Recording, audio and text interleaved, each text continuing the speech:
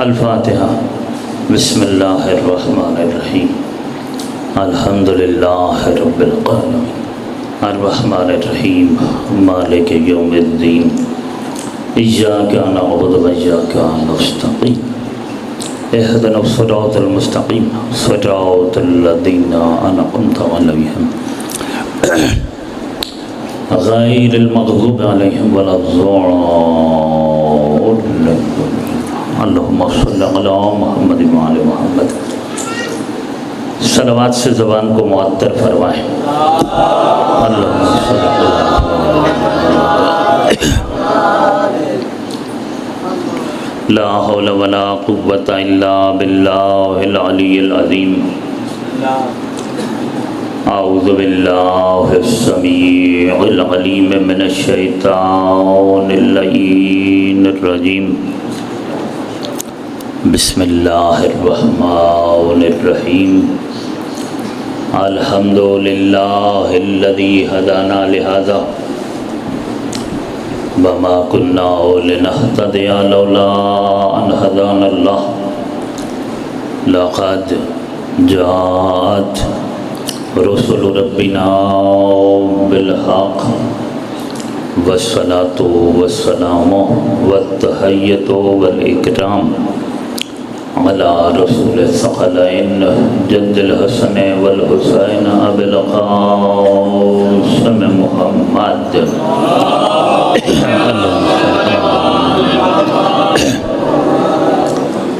وعلى آلہ الأطیبین الأطہرین الأشرفین الأفضلین ورحمۃ اللہ علی محبیہم اجمعین واللعنۃ الدائمۃ علی اعدائہم واعداء اللہ من یوم ظلمہم الآن ومن الآن الی قیام یوم الدین۔ اما بعد فقد قال اللہ تبارک و تعالی فی کتابہ المحکم وقولہ الاحسن۔ بسم اللہ الرحمن الرحیم۔ قد افلح المؤمنون الذین هم فی صلاتهم خاشعون والذین هم عن اللغو معرضون والذین هم للزکاة فاعلون والذین هم لفروجهم حافظون۔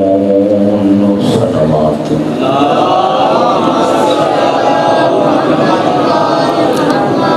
عزیزان گرامی قدر، کامیاب زندگی کے اصول،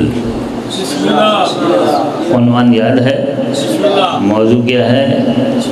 کامیاب زندگی کے اصول۔ اس موضوع پر آج ہمارا سلسلہ کلام دوسرے مرحلے میں داخل ہو رہا ہے۔ سورہ مبارکہ مومنون کی ابتدائی 5 آیات کو ہم نے صدر کلام اور سرنامہ کلام قرار دیا ہے۔ ہر انسان جو دنیا میں آیا ہے تو وہ یہی چاہتا ہے کہ میں کامیاب زندگی گزاروں۔ کامیابی کو ہر کوئی پسند کرتا ہے، کامیابی ہر کسی کی خواہش ہے، کامیابی ہر کسی کی تمنا ہے، کامیابی ہر کسی کی آرزو ہے۔ سب کامیابی چاہتے ہیں، ناکامی کو کوئی بھی پسند نہیں کرتا، کوئی بھی ناکام نہیں ہونا چاہتا۔ اس کے باوجود اکثریت طول تاریخ انسانی میں انسانی معاشرے کی اکثریت ناکام رہی ہے، ناکام ہے اور ناکام رہے گی۔ اور وہ لوگ ہمیشہ کم تعداد میں رہے کہ جنہوں نے زندگی کامیاب گزاری ہے، ان کی تعداد کم رہی ہے اور اب بھی کم ہے اور آئندہ بھی کم رہے گی۔ تو باوجود اس کے کہ ہر انسان یہ چاہتا ہے کہ میں کامیاب ہو جاؤں، اس کے باوجود ہر انسان کامیاب نہیں ہوتا، بلکہ انسانوں کی اکثریت ناکام ہے۔ جب اکثریت ہے ہی ناکام تو اتنا تو واضح ہو گیا کہ اکثریت کبھی حق کا معیار نہیں ہوا کرتی ہے۔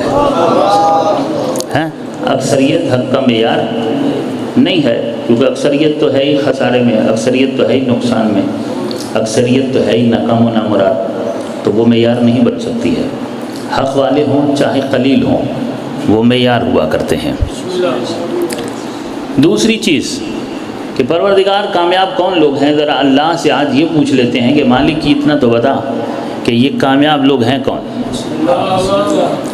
ہیں کہ جو کامیاب ہیں۔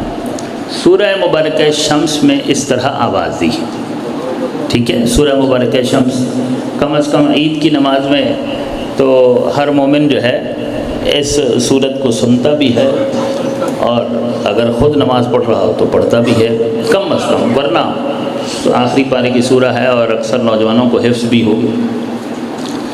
بسم اللہ الرحمن الرحیم، والشمس والضحاها والقمر اذا تلاها والنہار اذا جلاها واللیل اذا یغشاها والسماء وما بناها والارض وما طحاها ونفس وما سواها فألہمها فجورها وتقواها قد افلح من زکاها۔ ٹھیک ہے، کیا کہا؟ قد افلح من زکاها۔ قرآن کہتا ہے کہ کامیاب وہ ہوا کہ جس نے اپنے آپ کو پاک کیا ہے۔ قرآن کی نگاہ میں کامیاب کون ہے؟ قرآن کہتا ہے کہ جس نے اپنے آپ کو پاک کر لیا وہ کامیاب ہو گیا، جس نے اپنے آپ کو پاکیزہ بنا لیا وہ کامیاب ہو گیا۔ جو نفس کا تزکیہ کرنے میں اور اپنے باطن کی طہارت حاصل کرنے میں کامیاب ہو گیا وہی کامیاب ہے۔ قد افلح من زکاہا، یہاں دیکھیے زکاہا کا لفظ استعمال ہوا ہے، یعنی جس نے اپنا تزکیہ کیا ہے، ٹھیک ہے نا۔ تزکیہ کا تعلق ظاہری طہارت سے نہیں ہے، تزکیہ کا تعلق باطنی طہارت سے ہے، ٹھیک ہے نا۔ ظاہراً ہمارا جسم و بدن نجس ہو جائے اور ہم اس کو پاک کر لیں، اس کے لیے تزکیہ کا لفظ استعمال نہیں ہوتا، ٹھیک ہے۔ تزکیہ کا لفظ کب استعمال ہوتا ہے؟ ہماری جو باطنی آلائشیں ہیں، ہماری جو باطنی آلودگیاں ہیں، کہ جو ہمارے قلب کو، ہمارے نفس کو، ہماری روح کو، ہمارے نظر نہ آنے والے حصے کو جو آلائشیں نجس کر دیتی ہیں، اب جن اعمال سے، جن اسباب سے، جن وسائل سے وہ آلائشیں دور ہو جاتی ہیں ان کو اختیار کرنا پڑے گا تاکہ ہمارا نفس پاکیزہ ہو جائے۔ باطن پاک ہوگا تو گویا کہ ہم نے اپنا تزکیہ کر لیا۔ انبیاء ہمارا تزکیہ کرنے کے لیے، هو الذی بعث فی الامیین رسولا منہم یتلو علیہم آیاتہ ویزکیہم ویعلمہم الکتاب والحکمہ وان کانوا من قبل لفی ضلال مبین۔ یہ سورہ مبارکہ جمعہ قرآن مجید کا 62واں سورہ ہے اور اس کی یہ دوسری آیت ہے جس میں ارشاد رب کائنات ہوا، هو الذی بعث فی الامیین رسولا منہم، وہ اللہ وہ ہے کہ جس نے مبعوث کیا ہے رسول کو۔ رسول اللہ کو اللہ نے کس لیے مبعوث کیا؟ هو الذی ارسل رسولہ، هو الذی بعث فی الامیین رسولا منہم یتلو علیہم آیاتہ۔ یہاں تین چیزوں کے لیے وضاحت کی کہ تین چیزوں کے لیے رسول بھیجا۔ یتلو علیہم آیاتہ، ایک تو اس لیے کہ وہ اللہ کی آیات کی تلاوت کرے، یعنی اللہ کا کلام تمہارے تک پہنچا۔ وَيُزَكِّيهِمْ، اہم ترین فریضہ رسول کا یہ ہے کہ وہ تمہارا تزکیہ کرے۔ کیا کرے؟ یُزَكِّيهِمْ، تمہارا تزکیہ کرے، یعنی تمہارے نفوس کو پاکیزہ کرے، تمہارے نفسوں کو پاک کرے۔ رسول اللہ کس لیے آئے ہیں؟ نفوس کو پاکیزہ بنانے کے لیے آئے ہیں، یعنی ہمارا نفس اگر نفس ذکی ہو گیا ہے تو ہم کامیاب ہو گئے ہیں۔ جس کا نفس ذکی ہوتا ہے وہ کامیاب ہوتا ہے۔ نفس کی چند قسمیں ہیں، یعنی چند حالتیں ہوتی ہیں۔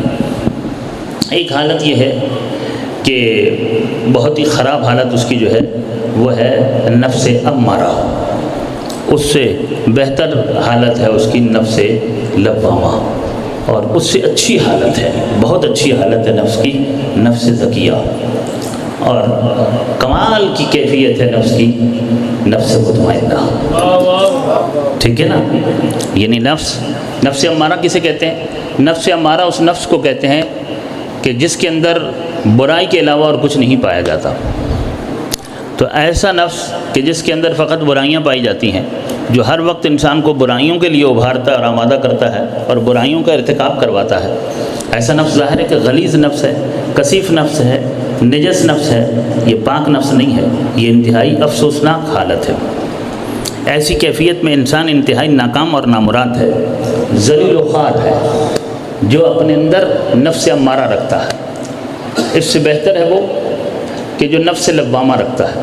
نفس لوامہ کا مطلب یہ ہے کہ اس کے نفس کے اندر برائیاں تو پائی جاتی ہیں اور اس کا نفس اس کو برائیوں کی طرف تو لے جاتا ہے، مگر برائی کے ارتکاب کے بعد اس کا نفس ملامت بھی کرتا ہے۔ نفس لوامہ ہے یعنی ملامت کرتا ہے، یعنی وہ کہتا ہے کہ یہ کیا غلط کیا تم نے، ایسا تمہیں نہیں کہنا چاہیے تھا، یہ جو تم نے کیا ہے یہ غلط کام تم سے ہوا ہے اور یہ غلط کام تم سے نہیں ہونا چاہیے تھا۔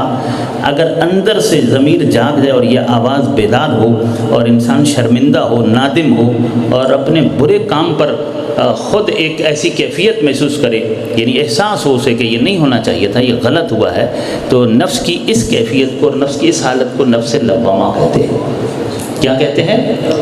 نفس لوامہ۔ اگر نفس لوامہ نہیں ہے، نفس امارہ ہے، تو نفس امارہ کی حالت میں تو انسان برائیوں کا ارتکاب کرتا ہے اور اسے احساس بھی نہیں ہوتا، وہ مسلسل برائیاں کر رہا ہوتا ہے اور اس کے اندر سے کوئی اسے آواز بھی نہیں آتی، اسے ذرہ برابر کوئی احساس بھی نہیں ہوتا کہ میں کوئی غلط کام کر رہا ہوں۔ نفس زکیہ یہ وہ حالت ہے کہ جب انسان اپنے نفس کو پاکیزہ کر لیتا ہے، گناہوں کی علائشوں سے پاک کر لیتا ہے، اور نہ صرف یہ کہ گناہوں کی علائشوں سے پاک کر لیتا ہے، بلکہ اس کے نفس کے اندر اتنا تزکیہ ہو چکا ہوتا ہے کہ اس کا نفس اسے نیکیوں کی طرف لے جاتا ہے، اس کا نفس خود اسے برائیوں سے روکتا ہے، یعنی اس کے نفس کی کیفیت اور اس کے نفس کی حالت یہ ہو جاتی ہے کہ وہ اس کو برائی کی طرف جانے نہیں دیتا اور وہ اس کو نیکی کی طرف لے جاتا ہے۔ نفس کی اس حالت کو کہتے ہیں نفس زکیہ۔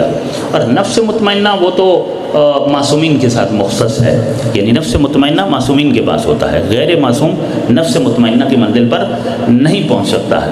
لیکن جو نفس زکیہ کی منزل تک پہنچ گیا تو قرآن مجید نے فوراً اسے آواز دی کہ تمہارا نفس زکی ہو گیا، تو کہا قد افلح من زکاہا، جیسے ہی تم نے اپنے نفس کو پاک کیا اب تم کامیاب ہو گئے ہو۔ کیا ہو گئے؟ پاک ہو گئے۔ تم نے اپنے نفس کا تزکیہ کر دیا، تم پاک ہو گئے۔ یہ نفس کا تزکیہ کیسے ہوگا؟ ایک مرتبہ ہمارا بدن نجس ہو جاتا ہے، ہم اپنے بدن کو پاک کرنے کے لیے وہ وسائل اختیار کرتے ہیں کہ جو علائشیں ہمارے جسم پر لگی ہوئی ہیں یا کثافتیں، تو ان کو دھو لیا جائے، تو اس کے لیے صابن کا سہارا لے لیتے ہیں یا اور اس قسم کی چیزیں، سر دھونے کے لیے شیمپو وغیرہ۔ تو ان چیزوں سے کیا ہمارا نفس پاک ہوتا ہے؟ نہیں ہوتا نا۔ ہمارا جسم کی تو علائشیں اور کثافتیں ان چیزوں سے دور ہو جائیں گی، مگر نفس کی علائشوں کو یہ چیزیں تو نہیں دور کرتی ہیں۔ یہ نفس کی علائشیں کیسے دور ہوں گی؟ نفس تو خود ہمیں نظر ہی نہیں آتا۔ ہمارا نفس ہمیں نظر آتا ہے؟ نہیں نظر آتا۔ ہماری روح ہمیں نظر آتی ہے؟ نہیں نظر آتی۔ ہمارا دل ہمیں نظر آتا ہے؟ نہیں نظر آتا۔ ذرا توجہ فرمائیے گا میرا پڑھا لکھا مجمع، ہمارا دل ہمیں نظر نہیں آتا۔ یہ اگر میز تھوڑی سی کل سے پیچھے کر لیجیے گا، کیونکہ یہ احباب مجھے نہیں دیکھ پا رہے اور میں انہیں نہیں دیکھ پا رہا، تو اس لیے جب دیدار میں فاصلہ آ جائے تو کلام میں بھی وہ لذت نہیں رہتی ہے۔ صلوات پڑھیے محمد وعلی محمد پر۔ شکریہ شکریہ، سلامت رہیں۔ آپ صاحبان تک میری بات پہنچ رہی ہے؟ میں بہت زیادہ تفصیل میں نہیں جا رہا، میں سمجھ رہا ہوں کہ میری بات آپ تک پہنچ رہی ہے، اور اگر سمجھنے میں آپ کو دقت ہوگی تو پھر میں تفصیل میں بھی چلا جاؤں گا، لیکن غیر ضروری تفصیل سے پرہیز کر رہا ہوں تاکہ باتیں اور پیغامات زیادہ منتقل ہو سکیں، کہ چند دنوں کی مجلسوں میں زیادہ مطالب جو ہیں وہ آپ تک پہنچ جائیں۔ اگر انہی مطالب کی توضیح و تشریح میں زیادہ وقت لوں گا تو ظاہر مجلسیں اس میں ختم ہو جائیں گی، آگے کی گفتگو اور آگے کے مطالب رہ جائیں گے۔ اب نفس، سب سے پہلے تو یہ ذہن میں رکھیے گا کہ ہمارا جسم نجس ہوتا ہے تو جسم بھی پاک ہوتا ہے، مگر جسم نجس ہو جائے تو اس کو بھی ہم نے قانون شریعت کے مطابق ہی پاک کرنا ہے۔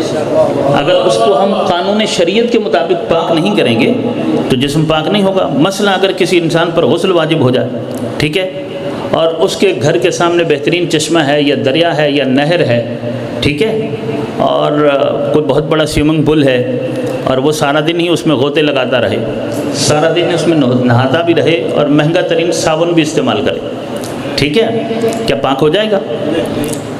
یہ اس وقت تک پاک نہیں ہوتا جب تک قانون شریعت کے مطابق غسل نہیں کرتا۔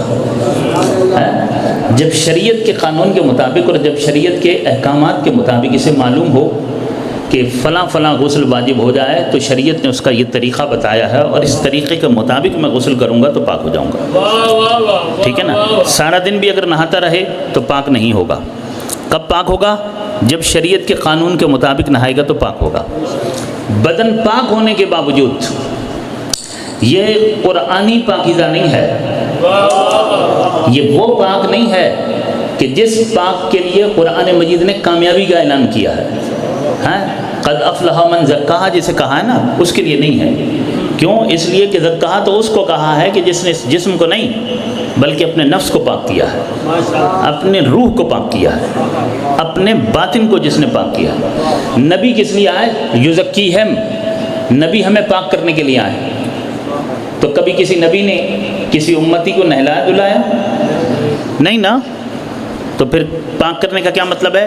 وہ ہمارے جسموں پر پانی ڈالنے کے لیے نہیں آئے بلکہ وہ ہمارے دلوں پر پانی ڈالنے کے لیے آئے ہیں، وہ ہمارے نفوس کو پاکیزہ بنانے کے لیے آئے ہیں۔ انبیاء کو اللہ نے کس لیے بھیجا ہے؟ تاکہ ہمارے نفوس پاکیزہ ہو جائیں، تاکہ ہمارے قلوب پاکیزہ ہو جائیں، تاکہ ہمارے بواطن پاکیزہ ہو جائیں، ہمارا جو باطن ہے نا وہ پاک ہو جائے۔ اور کامیاب وہ انسان ہے کہ جس کا باطن پاک ہو جاتا ہے۔ جس کا باطن پاک ہو اس کی زندگی میں سکون ہی سکون ہوتا ہے، ٹھیک ہے نا۔ وہ اس دنیا میں بھی کامیاب ہے، آخرت میں بھی کامیاب ہے۔ جس کا باطن پاک نہیں ہے، وہ جس کا باطن کثیف ہے، غلیظ ہے، نجس ہے، وہ یہاں پر بھی ناکام ہے اور آخرت میں تو ہے ہی ناکام۔ مگر وہ یہاں بھی ناکام ہے، یہاں بھی کامیاب نہیں ہے۔ آپ یہ نہ سمجھیں کہ کسی کے پاس اگر اربوں کھربوں روپے ہیں یا کوئی اقتدار یا کرسی حاصل کرنے میں کامیاب ہو گیا تو سمجھیں گے وہ کامیاب ہو گیا ہے۔ وہ اپنے تئیں سمجھ رہا ہے کہ میں کامیاب ہو گیا ہوں، اللہ کی نظر میں ناکام ہے۔ ہاں، اللہ کی نظر میں کوئی صدر بن کر یا وزیر اعظم بننے سے یا UN کا سیکریٹری جنرل بننے سے، ٹھیک ہے نا، یا کوئی حکومت یا حکومتی خزانے حاصل کرنے سے یا بہت بڑا دولتیں ثروتیں یا دنیا کی آسائشیں حاصل کرنے سے کوئی بندہ کامیاب نہیں ہوتا ہے۔ کامیاب اللہ کی نظر میں وہ ہے جس نے اپنے آپ کو پاک کر لیا ہے۔ کیا کر لیا ہے؟ پاک کر لیا۔ جس نے اپنے نفس کو پاکیزہ کیا ہے، جس نے اپنے دل کو پاکیزہ کیا ہے، جس نے اپنے باطن کو پاکیزہ کیا ہے۔ جب ہم فقہ میں جاتے ہیں نا تو فقہ نجاسات کی ایک فہرست کو بیان کرتی ہے۔ فقہ بتاتی ہے کہ یہ چیزیں عین نجاست ہیں۔ انسان کب نجس ہوتا ہے؟ وہ جو عین نجاست ہے نا، ان میں سے کوئی نجاست انسان کے جسم و بدن کے ساتھ اگر اتصال کرے یا جس بھی چیز کے ساتھ اتصال کرے، متصل ہو جائے تو وہ چیز کیا ہو جائے گی؟ نجس ہو جائے گی۔ ورنہ باقی تمام چیزیں پاک ہیں، وہ خود عین نجس نہیں ہیں۔ یہ جو 11 چیزیں جو عین نجس ہیں، عین نجاستوں میں سے کوئی نجاست جب کسی دوسری چیز سے ملتی ہے اور ان دونوں میں سے کوئی ایک اگر تر بھی ہو تو ظاہراً اسے کیا کر دیتی ہے؟ نجس کر دیتی ہے۔ اس کے مقابلے پر دوسری فہرست مطہرات کی ہے۔ وہ مطہرات کس لیے بیان ہوئے ہیں؟ وہ مطہرات اس لیے بیان ہوئے ہیں تاکہ فلاں نجاست کے لیے فلاں مطہر ہے۔ مطہرات کہتے ہیں پاک کرنے والی چیزوں کو۔ تو فقہ نے مطہرات کی بھی فہرست دی ہے نا، بھئی یہ نجاست ہے تو اس کو یہ مطہر پاک کرے گا، یہ نجاست ہے تو اس کو یہ مطہر پاک کرے گا، یہ نجاست ہے تو اس کو یہ مطہر پاک کرے گا۔ مطہرات میں سے بہت ہی عام مطہر جو ہے وہ پانی ہے، جس کا ہر کسی کو پتہ ہے۔ بچوں کو بھی معلوم ہے کہ پانی ایک مطہر ہے جو نجاست کو پاک کرتا ہے۔ کیا کرتا ہے؟ نجاست کو پاک کر دیتا ہے۔ پانی جو ہے بھائی دیکھو، یہ 800-900 کلومیٹر کا روز سفر تو میں کر رہا ہوں اور رات کو صرف 2 گھنٹے جو ہے سوتا میں ہوں، ٹھیک ہے نا، باقی تو میں سفر میں ہوں اور نیند ہمارے خبر بھائی کو آ رہی ہے۔ یہ سمجھ میں نہیں آ رہا کہ ایسا کیوں ہو رہا ہے۔ صلوات پڑھیں محمد وعلی محمد پر۔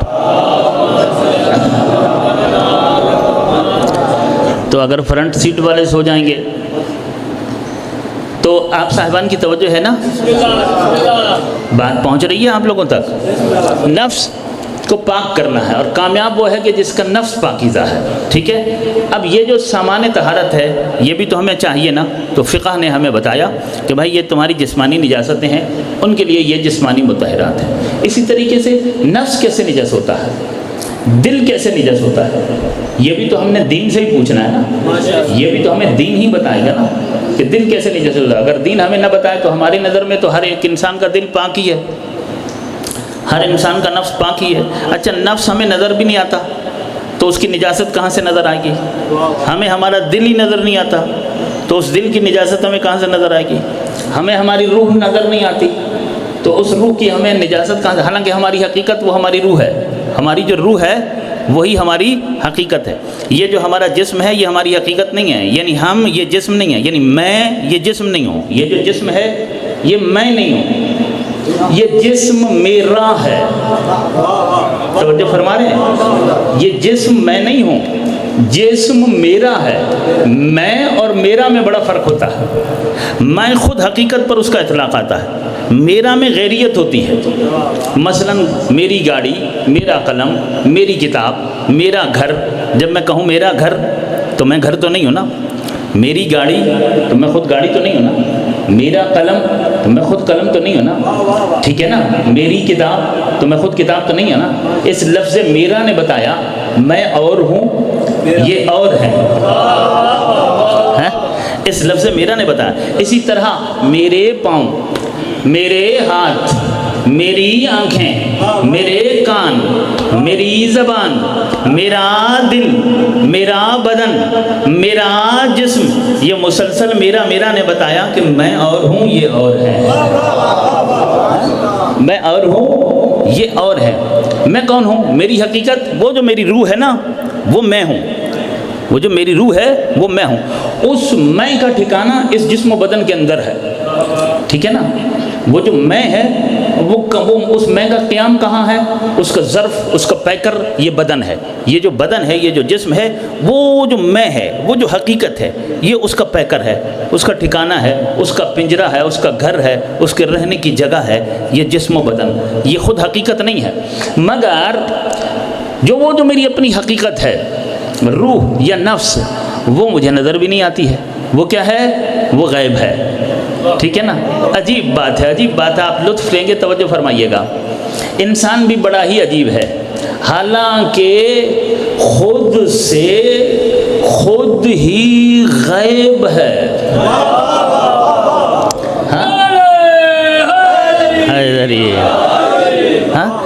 حالانکہ یہ خود سے خود ہی غیب ہے، پھر بھی یہ غیب پر ایمان نہیں رکھتا ہے، پھر بھی یہ غیب پر ایمان نہیں رکھتا ہے۔ تو اگر غیب کا انکار کرو گے تو پھر اپنی حقیقت کا بھی انکار کرنا پڑے گا۔ ہے کوئی ایسا کہ جو اپنی حقیقت کا انکار کر سکے؟ تو نہیں کر سکتا نا کوئی۔ تو اس کا مطلب ہے کہ غیب پر ایمان رکھنا ضروری ہے، کہ غیب کے بغیر تو ہم خود مسلم نہیں ہو سکتے اگر ہمارا غیب پر ایمان نہیں ہوگا تو۔ اچھا، جو خدا ہماری خودی کو ہم ہی سے غیب کر کے، دیکھیں نا، خود ہم پر آشکارا تو نہیں ہے ہماری حقیقت جو ہے، اور اتنا آسان بھی نہیں ہے اپنی معرفت حاصل کرنا۔ ورنہ کیوں کہا تھا امیر المومنین نے کہ من عرف نفسہ فقد عرف ربہ، کہ جس نے اپنے نفس کو پہچان لیا اس نے اپنے رب کو پہچان لیا۔ اس لیے کہ اپنے نفس کو پہچاننا اتنا آسان نہیں ہے، اپنے نفس کو پہچاننا بڑا مشکل ہے۔ یہ علی نے کہا ہے، یہ امیر المومنین نے کہا ہے، یہ امام المتقین نے کہا ہے، یہ یعصوب الدین نے کہا ہے، یہ سید الموحدین نے کہا ہے، یہ رئیس العارفین نے کہا ہے، یہ سلطان المتکلمین نے کہا ہے۔ تکبیر، رسالت یا رسول اللہ، حیدری، صلوات اللہم صلی علی محمد وعلی محمد۔ یہ کلام میرے مولا کا کلام ہے، تو نفس کو پہچاننا اتنا آسان نہیں ہے۔ اور پھر اگر کوئی انسان اپنے نفس کو پہچان لے تو مولا نے کہا کہ جو اپنے نفس کو پہچان لے گا وہ اپنے رب کو بھی پہچان لے گا۔ اس کا مطلب ہے کہ خود سے ہی خدا تک راستے جاتے ہیں۔ جو خود کو پہچانے وہ خدا تک پہنچ سکتا ہے، ٹھیک ہے نا۔ تو معاملہ یہ ہے کہ خدا کی غیبت کا انکار کرو گے، امام کی غیبت کا انکار کرو گے، تو پھر تو اپنا بھی انکار کرنا پڑے گا، ٹھیک ہے نا؟ اور اپنے آپ کو مان کر جب کہ خود بھی غیب ہو تو یہ ناانصافی ہو جائے گی کہ پھر وہ خدا کہ جو خود ہماری اپنی غیبت کا خالق ہے، پوری کائنات کا خالق ہے، اور امام غیب کی غیبت پر انکار، عجیب بات ہے کہ جب امام معصوم نمائندہ رحمان کی غیبت کی بات آئے تو شک ہو جاتا ہے، اور شیطان کی غیبت پر کسی کو شک نہیں ہوتا۔ ہاں، اور اس پر سب سوچنے لگ جاتے ہیں کہ بھائی اگر وہ 12واں ہے تو اس کی عمر اتنی لمبی کیسے ہو سکتی ہے، اور یہ کوئی بھی نہیں سوچتا کہ شیطان کی عمر اتنی لمبی کیسے ہو سکتی ہے۔ اس کا مطلب ہے کہ شیطان پر یقین ہے اور رحمان کے نمائندے پر شک ہے۔ تو اتنا ذہن میں رکھو کہ جس کو جس پر یقین ہوگا روز قیامت اسی کے ساتھ اٹھایا جائے۔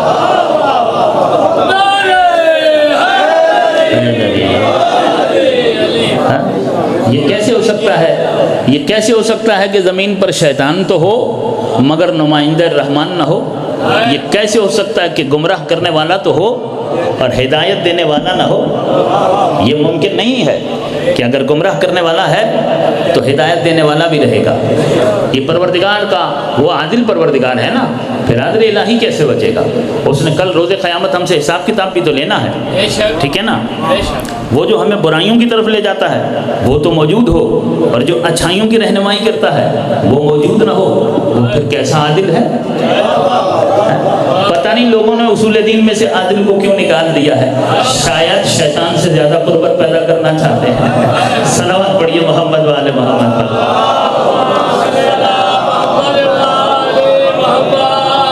کیونکہ عدل کے تو بہت سارے تقاضے ہیں نا، وہ سارے تقاضے پھر پورے کرنا پڑتے ہیں۔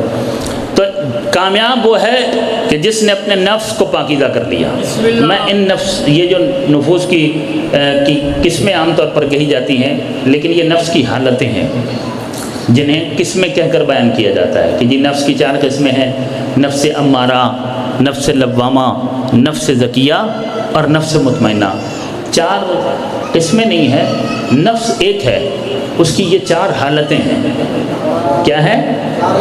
نفس وہ ایک ہی ہے، اس کی یہ 4 حالتیں ہیں، اور خوش نصیب ہے وہ انسان کہ جو امارہ سے زکیہ تک آ جائے، ٹھیک ہے نا؟ خوش قسمت ہے، خوش نصیب ہے وہ انسان کہ جو اپنے نفس کی حالت کو امارہ سے زکیہ تک لے جائے، یعنی اپنے نفس کو پاکیزہ بنائے، اتنا پاکیزہ بنائے کہ یہ نفس گناہوں سے ہجرت کرے اور نیکیوں کی طرف آ جائے، ٹھیک ہے نا؟ ہر قسم کی برائیوں کو چھوڑ دے، ہر قسم کی بدعمالیوں کو چھوڑ دے۔ تو یہ طہارت کا سامان پروردگار ہمیں ملے گا کہاں سے؟ ہم نے اپنے نفس کو پاکیزہ کرنا ہے، ہم نے نفس کو پاکیزہ بنانا ہے، تو یہ طہارت کا سامان ہمیں کہاں سے ملے گا؟ جو چیز ہمیں چاہیے، جس چیز کی ہمیں ضرورت ہوتی ہے، اس چیز کو حاصل کرنے کے لیے ہمیں وسائل چاہیے ہوتے ہیں، ٹھیک ہے نا؟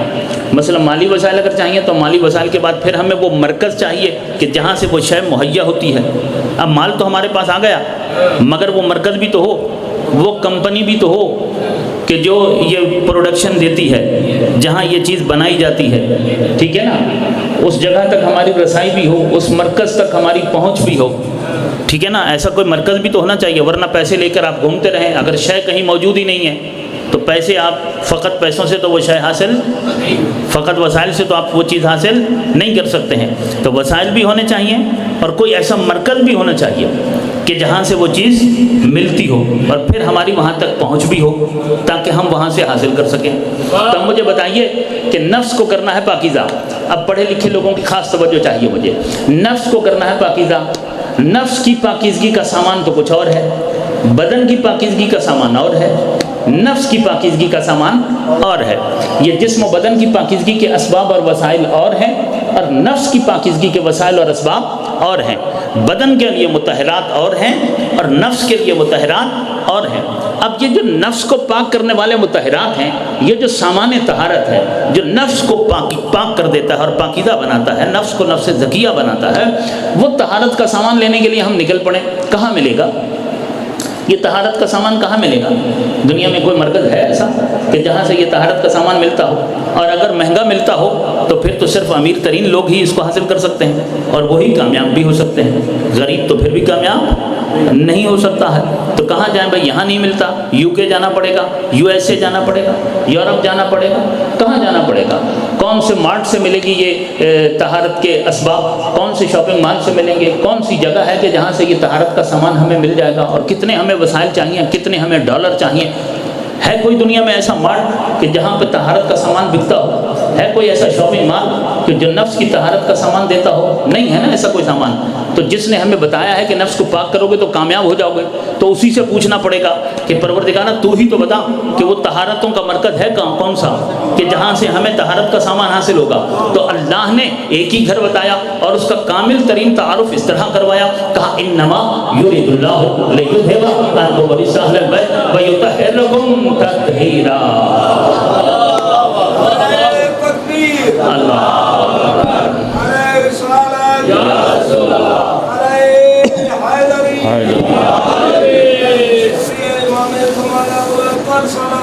صلوات اللہ صلی اللہ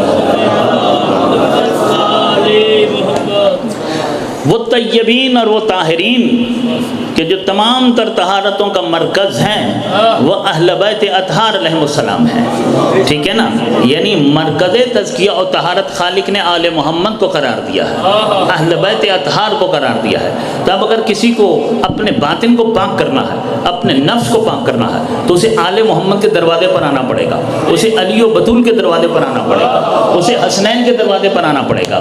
یہاں سے یہ بھی ہمیں پتہ چل گیا کہ اگر کوئی اپنے آپ کو پاک کرنے کے لیے صبح شام نہائے، بہترین خوشبو لگائے، عالی شان پاکیزہ لباس بھی پہنے، یا ہر وقت چشمے کے اندر غوطہ زن بھی رہے، پھر صبح و شام نماز بھی پڑھے، روزہ بھی رکھے، تلاوت اور طواف بھی کرے، تمام نیک اعمال بھی بجا لائے، لیکن جب تک وہ آل محمد کے دروازے پر نہیں آ جاتا، اللہ کے نزدیک نہ وہ پاک ہے نہ وہ کامیاب ہے۔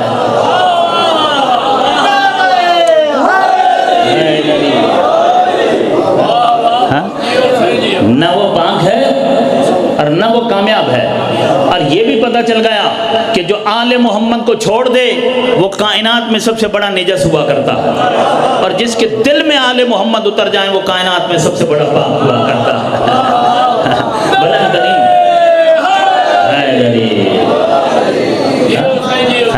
یہ ہے مرکز طہارت۔ بھائی جسم نجس ہوا، پانی لیا، پانی سے بدن کو دھویا تو یہ بدن پاک ہو گیا، ٹھیک ہے؟ دل نجس ہو گیا ہے، اسے کیسے پاک کیا جائے؟ نفس نجس ہو گیا ہے، اسے کیسے پاک کیا جائے؟ تو پروردگار نے اس پانی کا بھی تعارف کروایا ہے کہ جو تمہارے دلوں کو پاک کرتا ہے، جو تمہارے نفسوں کو پاک کرتا ہے۔ سورہ مبارکہ شورى میں آواز دی اور کہا قل لا اسألکم علیہ اجرا الا المودۃ فی القربى ومن یقترف حسنۃ نزد له فیہا حسنا ان اللہ غفور شکور۔ اس کا ترجمہ تو بعد میں بیان کروں گا، اس کا پیغام اور مفہوم پہلے آپ کی خدمت میں عرض کر دوں۔ کہا دیکھو یہ پانی تمہارے بدنوں کو پاک کرتا ہے، مگر آل محمد کی محبت کا پانی تمہارے نفسوں کو پاک کرتا ہے۔ آل محمد کے عشق کا پانی، آل محمد کی مودت کا پانی قلوب کو پاک کرتا ہے، قلوب کو پاک کرتا ہے۔ یعنی مہ مودت آل محمد، یعنی مہ محبت اہل بیت اطہار علیہ السلام جو ہے، یہ وہ پانی ہے جو دلوں کو دھو دیتا ہے، یہ وہ پانی ہے جو نفسوں کو پاک کر دیتا ہے۔ اور یہ پانی کہیں اور سے نہیں لینا ہوتا، ٹھیک ہے؟ جس کے دل میں اہل بیت کی محبت اتر جائے نا، آل محمد کی محبت اتر جائے تو اس محبت کا چشمہ دل پہ پھوٹتا ہے، ٹھیک ہے نا؟ وہ اندر کو پاک کر دیتا ہے۔ وہ کیا کرتا ہے؟ اس کو کہتے ہیں مہ محبت آل محمد، یعنی آل محمد کی ولا کا پانی، یعنی آل محمد کی محبت کا پانی۔ یہ وہی پانی تو ہے کہ جب مصائب پڑھے جاتے ہیں تو آپ کی آنکھوں سے نکلتا ہے۔ یہ آل محمد کی ولا کا پانی ہے، یعنی آپ کے دل کے اندر وہ چشمہ موجود ہے کہ جو آپ کے دل کو پاکیزہ بناتا ہے۔ آپ کے دل کے اندر خالق نے وہ پلانٹ لگایا ہوا ہے کہ جو آپ کے اندر کو پاک رکھتا ہے، ٹھیک ہے نا؟ وہی پانی آپ کی آنکھ سے آنسوؤں کی صورت میں نکلتا ہے۔ کب؟ مجھے بتاؤ، جس کے دل میں آل محمد کی محبت نہ ہو وہ آل محمد پر روئے گا؟ نہیں روئے گا نا۔ تو رونا دلیل ہے اس بات کی کہ دل میں اہل بیت رہتے ہیں، دل میں آل محمد رہتے ہیں. ظاہر ہے کہ جس کے دل میں ان کی محبت ہوگی وہی تو ان پر روئے گا. اور پھر کمال تو دیکھیے کہ اندر اور باہر کا پانی جب مل جائے تو انسان اندر سے بھی پاک ہو جاتا ہے اور باہر سے بھی پاک ہو جاتا ہے. ایک مرتبہ دل میں آل محمد کی ولا اور محبت کا پانی ہے جو دل کے چشمے سے جاری ہو رہا. دوسری مرتبہ جب آنکھوں سے وہ گرتا ہے تو اندر کو پہلے پاک کر چکا ہوتا ہے, جب وہ باہر آتا ہے تو وہ ظاہر کو بھی پاک کر دیتا ہے. ایسے انسان کا ظاہر بھی پاک ہوتا ہے اور باطن بھی پاک ہوتا ہے. جس کا ظاہر بھی پاک ہو اور باطن بھی پاک ہو, قرآن اسے کہتا ہے قد افلح من زکاہا, یہ وہ پاک ہے جو کل بھی کامیاب تھا اور آج بھی کامیاب ہے. بلند ترین صلوات بھیجیے محمد.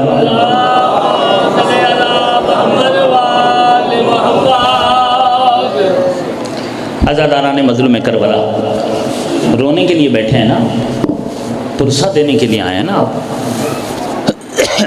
آج ہے 2 محرم,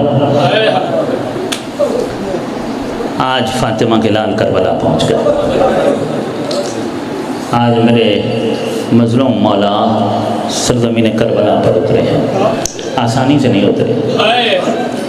عزادارو 28 رجب کو چھوڑا تھا مدینہ رسول اللہ کے نواسے نے, فرزند رسول نے, دل بند بطول نے.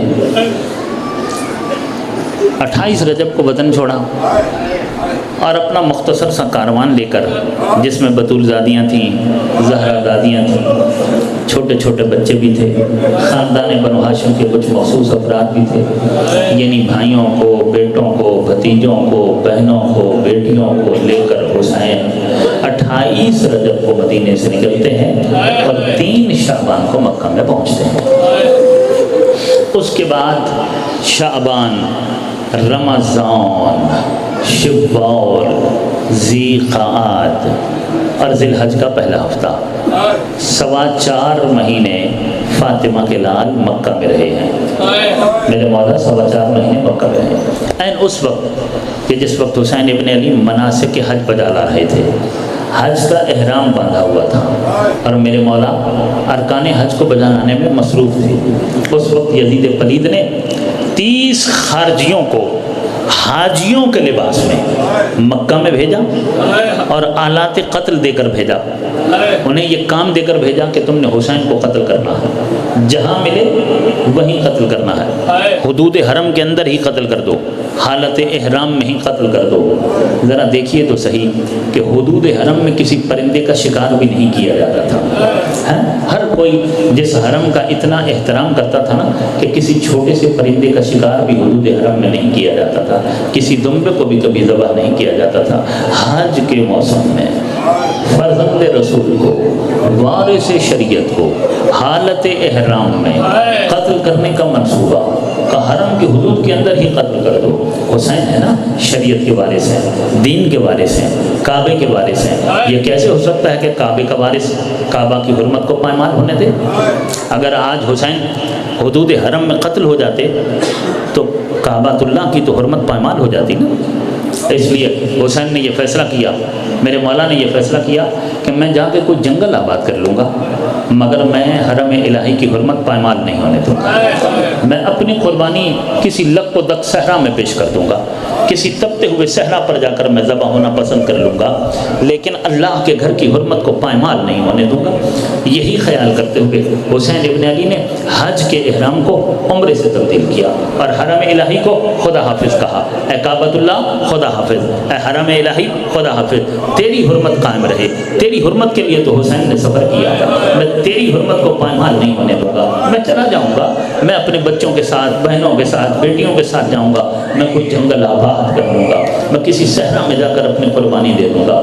چھوڑ دیا کعبہ, چھوڑ دیا مکہ, خدا حافظ. کاروان چلا, چلتے چلتے بیچ کی ساری منزلوں کو چھوڑ رہا ہوں. 2 محرم کو آ کر ذوالجناح ایک جگہ پہ رک گیا ہے. مکے سے رخ تھا کربلا کا. حسین منزلیں پہ منزلیں طے کرتے ہوئے آگے بڑھتے چلے جا رہے ہیں. 2 محرم کو ایک ایسی جگہ پر میرے مولا کی سواری رکی ہے, ذوالجناح رک گیا ہے کہ جہاں سے ذوالجناح نے آگے بڑھنے سے انکار کر دیا. میرے مولا نے ذوالجناح کو آگے بڑھانا چاہا, میرے مولا نے اپنی سواری کو آگے بڑھانا چاہا, مگر سواری آگے نہیں بڑھ رہی ہے. حسین مولا کا گھوڑا بہت باوفا ہے، اس نے کبھی حسین کو انکار نہیں کیا، اس گھوڑے نے کبھی حسین کی نافرمانی نہیں کی، یہ ہمیشہ حسین کا ہر حکم مانتا ہے، صرف حسین کا حکم نہیں مانتا بلکہ یہ حسین کے اشاروں کی بھی اطاعت کرتا ہے۔ یہ جانور ہے مگر اس کی معرفت رکھتا ہے جو اس کی پشت پر سوار ہوتا ہے۔ دو جگہیں ایسی ہیں جہاں گھوڑا چلتے ہوئے رکا ہے اور حسین نے گھوڑے کو آگے بڑھانا چاہا، اس کے باوجود گھوڑا آگے نہیں بڑھا ہے۔ ایک یہ مرحلہ ہے اور ایک عصر عاشور ہے، جب بہنوں سے ودا ہو کر حسین چلے تھے اور جب پہنچے تھے نا خیمے کے صدر دروازے پر تو گھوڑا رک گیا تھا۔ میرے مولا نے گھوڑے کو آگے بڑھانا چاہا مگر گھوڑا آگے نہیں بڑھا۔ جب زیادہ اصرار کیا تو گھوڑے نے اپنی گردن کو جھکا دیا۔ اب زبان حال سے گھوڑے نے جو کچھ کہا حسین اسے سمجھ گئے۔ اب جھک کر جو دیکھا تھا تو کیا نظر آیا، ایک 4 سال کی بچی ہے جو گھوڑے کے قدموں سے لپٹی ہوئی ہے اور رو رو کے کہہ رہی ہے، اے گھوڑے میرے بابا کو نہ لے جا، مجھے بابا کے بغیر نیند نہیں آتی ہے۔ اجرکم اللہ، اجرکم اللہ۔ ایک وہ موقع تھا کہ جب تک سکینہ حسین کے گھوڑوں کے قدموں کو پکڑے ہوئے تھی تب تک گھوڑا آگے نہیں بڑھا ہے، اور ایک یہ موقع ہے کہ 2 محرم کو سواریاں رک گئیں۔ میرے مولا نے اپنے گھوڑے کو آگے بڑھانا چاہا لیکن یہ ذوالجناح آگے بڑھتا نہیں ہے۔ میرے مولا نے گھوڑے کو تبدیل کیا، دوسرے گھوڑے پر سوار ہوئے، تیسرے گھوڑے پر سوار ہوئے۔ روایت میں ہے کہ 6 یا 7 گھوڑے بدلے ہیں فاطمہ کے لال نے، کوئی گھوڑا بھی آگے نہیں بڑھا۔ جب کوئی گھوڑا بھی آگے نہیں بڑھا، سواریاں رکی ہوئی ہیں، بیویاں اماریوں میں بیٹھی ہوئی ہیں، جوان گھوڑوں پر سوار ہیں، پورا کاروان ایک جگہ پر رکا ہوا ہے۔ حسین کا گھوڑا آگے بڑھے تو سواریاں پیچھے چلیں۔ زینب ام کلثوم کی سواری پیچھے ہے، عباس کی سواری پیچھے ہے، ہاشمی مردوں کی سواریاں پیچھے ہیں، کیونکہ یہ سواریاں حسین کی سواری کا احترام کرتی ہیں، یہ پیچھے رہتی ہیں، حسین کی سواری سے آگے نہیں بڑھتی ہیں۔ جب میرے مولا کا ذوالجناح آگے بڑھے گا تو پھر یہ سواریاں بھی پیچھے چلیں گی نا۔ جب مولا کا ذوالجناح رکا ہوا ہے تو یہ سواریاں آگے کیسے بڑھیں گی؟ حسین کا گھوڑا رک گیا۔ ایک مرتبہ جب 7واں گھوڑا بھی آگے نہیں بڑھا تو ایک مرتبہ میرے مولا کہتے ہیں، عباس، یہ جو قریب میں گاؤں ہے نا، یہ جو قریب میں قریہ ہے، قریہ یہ جو بستی ہے، اس بستی کے کچھ لوگوں کو بلا کر لیا۔ بستی کے لوگ آئے، پوچھا بتاؤ یہ زمین کون سی زمین ہے، اس زمین کا کیا نام ہے؟ کسی نے کہا اس زمین کو غازریہ کہتے ہیں۔ میرے مولا کہتے ہیں اس کا کوئی اور نام بھی ہے؟ کسی نے کہا اس کو نینوا بھی کہتے ہیں۔ میرے مولا کہتے ہیں اس کا کوئی اور نام بھی ہے؟ لوگ مختلف نام بتاتے رہے، میرے مولا پوچھتے رہے۔ جب سب لوگ خاموش ہو گئے، ایک مرتبہ کسی شخص نے کہا کہ آپ کو کسی خاص نام کی تلاش ہے؟ ہمارے گاؤں کے اندر ایک بزرگ ہے سن رسیدہ جس کی عمر باقی سب سے زیادہ ہے، اگر آپ اجازت دیں تو ہم اس کو بلا کر لے آئیں، اس کو معلوم ہوگا کہ اس کا کوئی اور نام بھی ہے۔ کہاں؟ اس کو بلا کر لے آؤ۔ لوگ گئے، اس سن رسیدہ بزرگ کو لے آئے، بوڑھا شخص آ گیا۔ میرے مولا نے اس سے پوچھا کہ بتاؤ تم جانتے ہو کہ اس کا کیا نام ہے؟ کوئی اور نام بھی اس کا ہے؟ مجھے یہ نام بتایا گیا، نینوا بتایا گیا، غازریہ بتایا گیا، اس کا کوئی اور نام بھی ہے؟ یہ بوڑھا شخص ایک کونے میں کھڑا ہوا ہے، کھڑے ہوئے آرام سے کہتا ہے، یقال لہا کربلا، اس کا ایک نام کربلا بھی ہے۔ عزادارو، اس نام کا آنا تھا۔ حسین کہتے ہیں عباس، آ گئی وہ جگہ جہاں ہمیں آنا تھا، ہاں جو ہماری وعدہ گاہ ہے، جو ہماری قیام گاہ اور قرار گاہ ابدی ہے، ہم وہاں پہنچ گئے ہیں۔ عباس ذرا خیمے نصب کر دو، بطول زادیوں کے خیام لگا دو، زہرا زادیوں کے خیمے لگا دو، نبی زادیوں کے خیمے لگا دو۔ فرات کے قریب عباس جری نے خیمے لگانے شروع کیے ہیں، علی کی بیٹیوں کے لیے، بطول زادیوں کے لیے، نبی زادیوں کے لیے خیمے نصب ہو گئے۔ ساری بیویاں اپنی اپنی اماریوں میں بیٹھی ہوئی تھیں۔ پھر قاسم، علی اکبر، عباس آگے بڑھے، ایک ایک بیوی کو اماری سے بڑے احترام کے ساتھ اتارا ہے۔ آج کوئی بیوی گری نہیں ہے کیونکہ وارث موجود تھے۔ آج کسی بیوی کے ہاتھ پس گردن بندھے ہوئے نہیں تھے، آج کسی بیوی کے سر سے چادر اتری ہوئی نہیں تھی۔ مدینے سے بڑی شان سے سوار ہوئی تھی، کربلا میں بھی بڑی شان سے اتارا گیا ہے، اس لیے کہ وارث موجود تھے، سروں پر چادریں موجود تھیں، بڑے احترام کے ساتھ اتارا گیا۔ اور تمام بیویوں کے لیے جو خیمے لگائے گئے تھے نا، ان خیموں میں ان بیویوں کو بٹھا دیا گیا۔ زینب عالیہ، بطول زادی، عقیلہ بنو ہاشم جب پہنچی ہے نا اپنے خیمے میں، تو بطول زادی جیسی اپنے خیمے میں پہنچی تو ایک مشت خاک کو خیمے کے اندر سے ایک مشت خاک اٹھا اسے سونگھا، جلدی سے زمین پر پھینک دیا. فضہ سے کہا اماں فضہ ذرا جلدی سے جاؤ میرے بھائی حسین کو بلا کر لاؤ. فضہ گئی تیز قدموں کے ساتھ، آقا ذرا جلدی آئیے، آقا زادی نے آپ کو یاد کیا ہے. حسین آئے خیمہ زینب میں، بہن اور بھائی کے درمیان گفتگو ہوئی. پہلا جملہ زینب کا یہ ہے، حسین جتنا جلدی ہو سکتا ہے اس زمین سے نکل چلو. میں جیسے ہی خیمے میں داخل ہوئی ہوں میں نے ایک مشت خاک اٹھائی ہے، اس زمین کی مٹی سے تمہارے خون کی بو آ رہی ہے. اجرکم اللہ. حسین کہتے ہیں بہن زینب اب یہاں کے بعد کہاں جانا ہے؟ کہا بھیا میں نے مشت خاک اٹھائی، مٹی میں سے آپ کے لہو کی بو آ رہی ہے. دوسرا جملہ جو بہن نے کہا ہے وہ یہ کہا ہے، بطول زادی کہتی ہیں کہ بھیا حسین میں جب سے یہاں پر آئی ہوں نا میں کسی بیوی کے رونے کی آوازیں سن رہی ہوں کہ مسلسل کوئی بیوی ہے جو چیخ کر رو رہی ہے، آواز بلند کر کے رو رہی ہے، اور مجھے آواز بھی جانی پہچانی لگتی ہے. حسین رو کے کہتے ہیں بہن زینب آواز پہچانی نہیں ہے، یہ اماں فاطمہ زہرا کی آواز ہے، یہ ہماری ماں فاطمہ زہرا کی آواز ہے. جب سے میں نے مدینہ چھوڑا ہے نا تب سے میری ماں نے بھی مدینہ چھوڑ دیا ہے. زینب ہم جتنی منزلوں سے گزر کر آئے ہیں نا ہماری ماں ہر منزل پر ہمارے ساتھ تھی.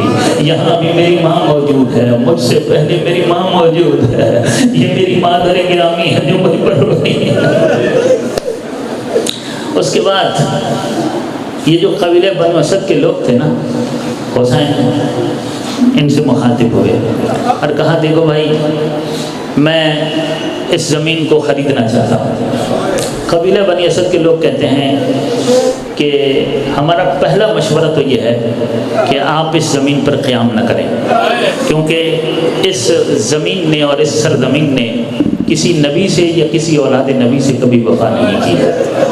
اس لیے ہم یہی کہیں گے کہ آپ اس زمین کو نہ خریدیں. امام کہتے ہیں کہ میں علم امامت سے سب کچھ جانتا ہوں مگر مجھے یہ زمین خریدنی ہے. ٹھیک ہے مولا آپ کے لیے حاضر ہے. بلکہ انہوں نے یہ بھی کہا کہ خریدنے کی کیا ضرورت ہے، آپ ایسے ہی لے لیجیے، آپ مالک ہیں زمین کے. حسین کہتے ہیں نہیں میں ایسے نہیں لوں گا، میں خریدوں گا. تاریخ کہتی ہے کہ 4 میل مربع اتنا رقبہ ہے جو حسین نے 60,000 دینار میں خریدا ہے. 1400 سال پہلے 60,000 دینار میں حسین نے 4 میل مربع اتنا رقبہ خرید لیا. پتہ چلتا ہے کہ حسین نے جب مدینہ چھوڑا تھا تو حسین غریب نہیں تھا. حسین اگر غریب ہوتا تو اتنا بڑا رقبہ کربلا میں پہنچ کر نہ خریدتا. غریب کب ہوا ہے؟ غریب تو عاشور کے دن ہوا ہے. غریب تو 10 محرم کو ہوا ہے. 10 محرم کو بھی عصر عاشور تک غریب نہیں تھا، عصر عاشور کے بعد غریب ہوا ہے. کب غریب ہوا ہے؟ حتیٰ کہ اکبر کی لاش پر گیا ہے تو اپنے آپ کو غریب نہیں کہا. عباس کے بازو اٹھائے ہیں تب بھی اپنے آپ کو غریب نہیں کہا ہے. ہاں جب خود زین سے زمین پر آیا ہے اور ان ظالموں کو بطور زادیوں کے خیموں کی طرف جاتے ہوئے دیکھا اس وقت کہا اب حسین غریب ہو. اجرکم اللہ. ہاں دادارو یہی حق ہے پرسہ دینے کا. ہو گئے مسائب، بس ایک منزل اور لے رہا ہوں میں مسائب کی. دادارو جو رونے کے لیے بیٹھے ہو، جو پرسہ دینے کے لیے بیٹھے ہو، دادارو جب آپ کی آنکھیں آنسوؤں سے تر ہو جاتی ہیں نا تو جو حاجت آپ کے دل میں آتی ہے اللہ سخی حسین کے صدقے میں اسے پورا کر دیتا ہے. آپ کی پریشانیاں دور ہو جاتی ہیں. خدا کوئی غم نہ دے سوائے غم حسین کے. دادارو کائنات کی افضل ترین عبادت ہے جو اس وقت آپ کر رہے ہیں. آپ تو بڑے خوش قسمت ہیں کہ آپ کی آنکھوں سے آنسو بھی نکل رہے ہیں اور آپ کے رونے کی آوازیں بھی بلند ہو رہی ہیں. اور اگر آپ کی چیخ بلند ہو جاتی ہے تو کسی نے آپ کو تماچا بھی نہیں مارنا. ہاں مگر تاریخ میں ایسے یتیم گزرے ہیں جب کہتے تھے نا ہائے بابا تو کبھی دائیں سے تماچا کبھی بائیں سے تماچا. عزادارو قبیلہ بنی اسد کے لوگوں سے جب میرے مولا نے زمین خرید لی ہے نا، تو زمین خریدنے کے بعد اب دیکھیے حسین کو آپ سے کتنی محبت ہے، حسین کو اپنے عزاداروں سے کتنی محبت ہے، حسین کو اپنے زائروں سے کتنی محبت ہے۔ مولا حسین نے کربلا میں پہنچنے کے بعد سب سے پہلے اپنے عزاداروں کو یاد کیا ہے، سب سے پہلے اپنے زائروں کو یاد کیا ہے۔ اور یہ جو زمین خریدی ہے نا، حسین تو جانتے تھے کہ میں 8 دن کا مہمان ہوں، اس کے بعد میں نے شہید ہو جانا ہے۔ زمین کیوں خریدی تھی؟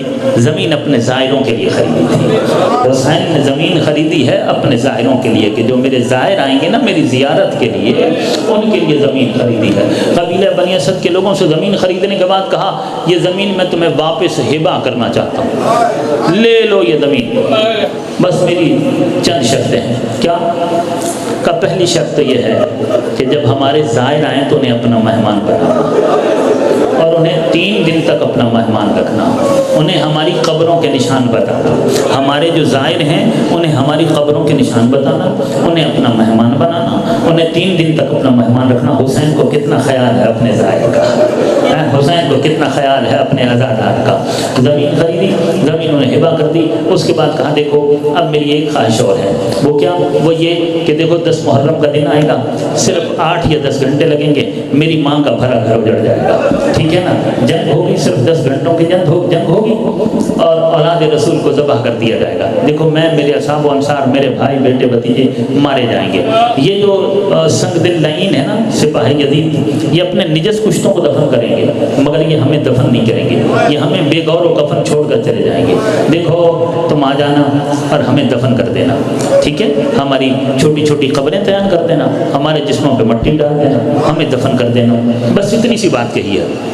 اس کے بعد کہا کہ ٹھیک ہے اب تم جا سکتے ہو، اور اپنی خواتین کو، اپنی مستورات کو بھیجو، میں ان سے بھی کوئی بات کرنا چاہتا ہوں۔ مرد چلے گئے، مردوں نے اپنے گھروں سے اپنی مستورات کو بھیجا، مستورات سامنے آئیں، ایک پردہ کھینچا، فاطمہ کا لال پردے کے پیچھے کھڑا ہوا ہے۔ اب ان بیویوں سے مخاطب ہوئے حسین ابن علی۔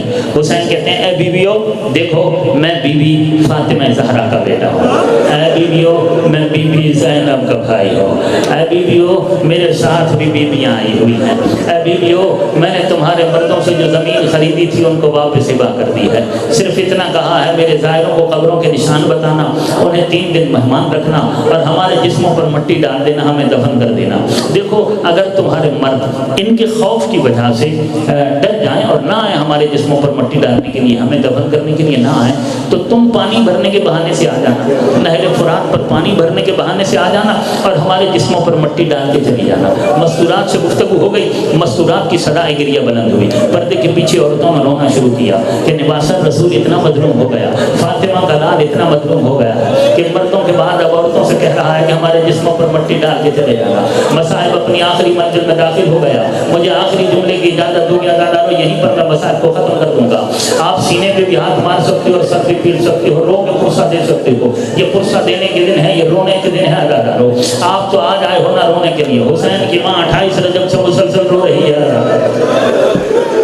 اجرکم اللہ، مستورات سے کہا میرے مولا نے کہ تم بھی واپس اپنے گھروں میں چلی جاؤ، اب اپنے بچوں کو بھیجو، میں تمہارے بچوں کے ساتھ کوئی بات کرنا چاہتا ہوں۔ مستورات قبیلہ بنی اسد کی عورتیں واپس چلی گئیں، قبیلہ بنی اسد کے بچے آ گئے، اب بچوں سے حسین کو خاطب ہوئے۔ میرے مولا کہتے ہیں اے بچوں میرے بھی چھوٹے چھوٹے بچے ہیں، ایک تو میرا 6 مہینے کا علی اصغر ہے، ایک میری 3.5 سال کی سکینہ ہے، جس طرح تم چھوٹے چھوٹے ہو نا ایسے ہی میرے بھی چھوٹے چھوٹے بچے ہیں۔ دیکھو اگر تمہارے ماں اور باپ مصلحت کا شکار ہو جائیں اور وہ ہمیں دفن کرنے کے لیے نہ آئے تو تم کھیلتے کھیلتے آ جانا، ہمارے جسموں پر مٹی ڈال کے چلے جانا۔